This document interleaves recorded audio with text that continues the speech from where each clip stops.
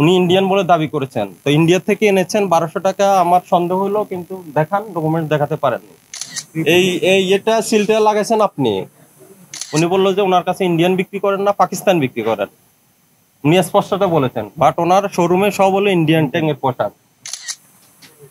আপনি কি স্টাইল ইকোতে পোশাক বিক্রি করেন? আপনি স্টাইল ইকো, হ্যাঁ, এরকম একটা প্রতিষ্ঠানে পোশাক বিক্রয় করেন কিনা?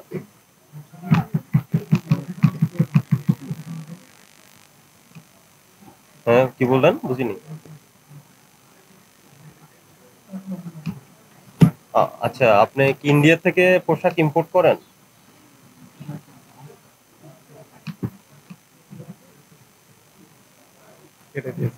আপনি আমাকে স্পষ্ট করে বলেন, আপনি কি ইন্ডিয়া থেকে পোশাক ইম্পোর্ট করেন কিনা? পাকিস্তান থেকে করেন, তাহলে স্টাইল লিকোর কাছে কি আপনি পাকিস্তানি পোশাক বিক্রি করেন?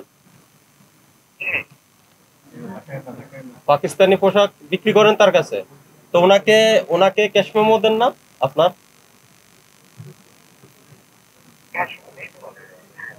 ক্যাশ মেমো দেন কি দেন না, জোরে বলেন। দেই, কিন্তু ওনারা তো দাবি করছে ক্যাশ মেমো দেয় না। ওরা দেখাতে পারলো না তো আমাকে। হ্যাঁ, না। ইন্ডিয়া থেকে আপনি কোনো পোশাক ইম্পোর্ট করেন না? বুঝছে? হ্যাঁ, নাও।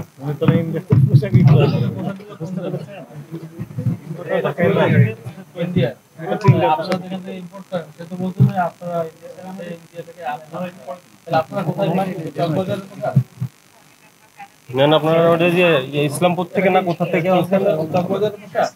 হ্যাঁ, ওটা লেখেন, প্রসিকিউশন লিখে ইন্ডিয়া থেকে ইম্পোর্টারের সাথে কথা বলে উনি ওটা স্পেসিফিক করে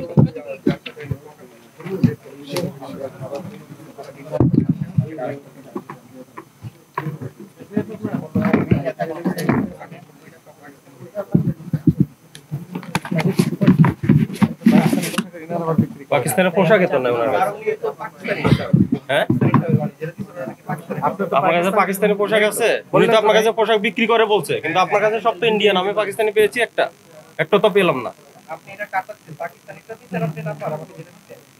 পাকিস্তানি যদি হয়ে থাকে, পাকিস্তানি পোশাক আছে আপনার কাছে? উনি তো স্বীকার করলো যে পাকিস্তানি পোশাক বিক্রি করে। আর তো কথা বলার দরকার নেই।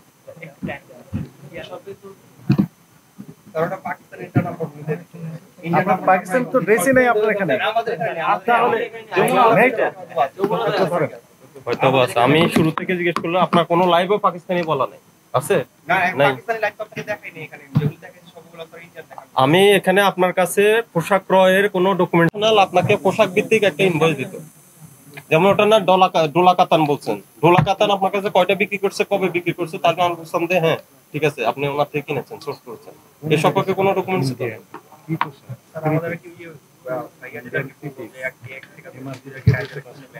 সরি, বুঝিনি আমরা। 1 থেকে 2 দিন টাইম দিলে এটা অথেন্টিক হবে? 1 থেকে 2 দিনে আমরা কেন সময় দিব? 2019 সাল থেকে ওনার সাথে যদি ব্যবসা করেন, ওনার থেকে আপনার ইনভয়েস থাকবে না, ক্রয়ের মেমো থাকবে না?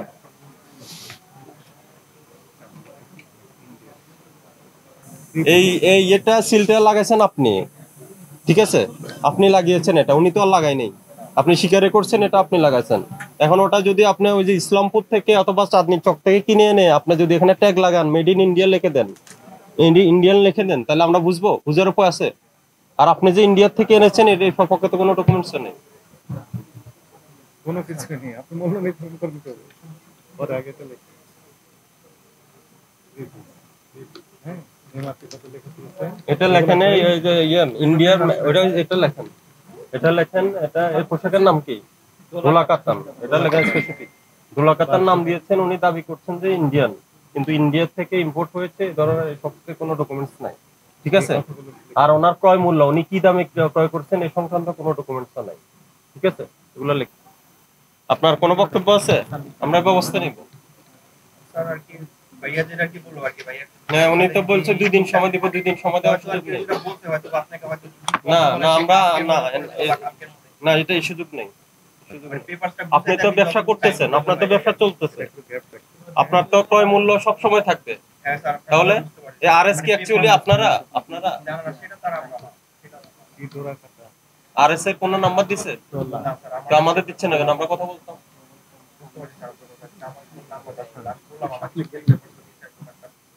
এটা 2023 সালের। এখানে তো আপনার যেসব পোশাকের নাম আছে, এই পোশাকের নাম তো আর নেই। ওনার থেকে যদি আরএস ইন্টারন্যাশনাল থেকে যদি ওনার পোশাক ভিত্তিক নাম অনুযায়ী যদি আপনাকে এটা বিক্রি করতো, তাহলে আমরা স্পষ্ট হইতাম।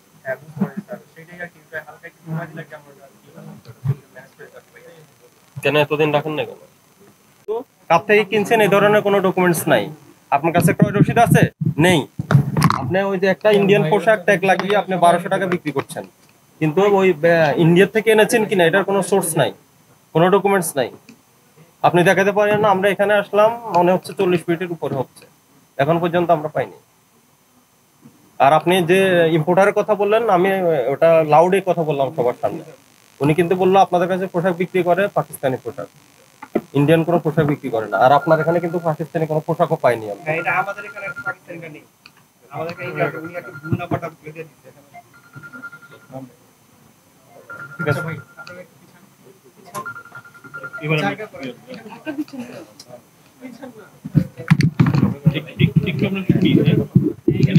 আপনার কাছে যদি পাকিস্তানের ডকুমেন্ট বা ইন্ডিয়ার ডকুমেন্ট থাকে, যদি থাকে আপনারা আমাদের কাছে পরে দেখাবেন। আজকে আমরা যেহেতু কোনো ডকুমেন্টস পাই নাই এখানে, হ্যাঁ, কিন্তু আপনি ইন্ডিয়ান দাবি করে বিক্রি করছেন এটা, এবং কোনো ডকুমেন্টস পাইনি, এটা অপরাধ হিসেবে গণ্য।